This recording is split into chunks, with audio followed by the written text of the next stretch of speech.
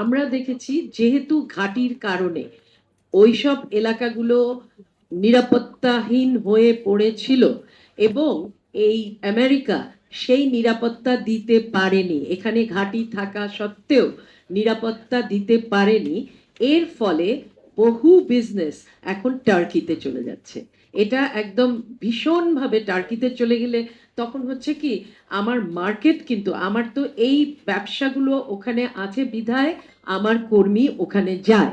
এখন যদি এই যত ব্যবসাগুলো এই নিরাপত্তাহীনতার কারণে, এখানে ঘাঁটি থাকার কারণে, যদি তারা যেটা করছে, তারা প্রচুর ব্যবসা টার্কিতে চলে যাচ্ছে। টার্কির সাথে এখন মেজর নেগোসিয়েশন হচ্ছে সব বিজনেস গ্রুপগুলোর, সেখানে গিয়ে তারা ব্যবসা প্রতিষ্ঠান তৈরি করবার সিদ্ধান্ত নিয়েছে।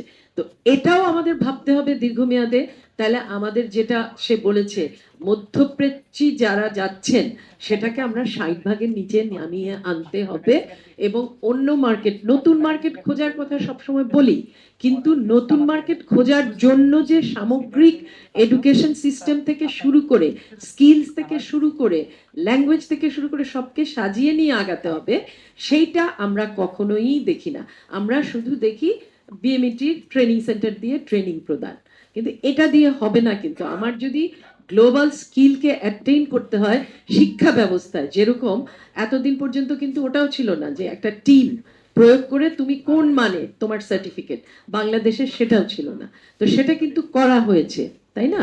এরকম কতগুলো কাজ শিক্ষায় না করলে আমি কখনোই গ্রহণযোগ্য হব না কোনো জায়গায়। শিক্ষা ব্যবস্থার ভেতরে আমূল পরিবর্তন এনেই কিন্তু আমি বাইরের বাজারে যেতে পারবো। তো আপনি বলছিলেন, একটু বলেন। আমার নাম রুবেল, আমি কাজ করি বণিক বার্তা পত্রিকায়।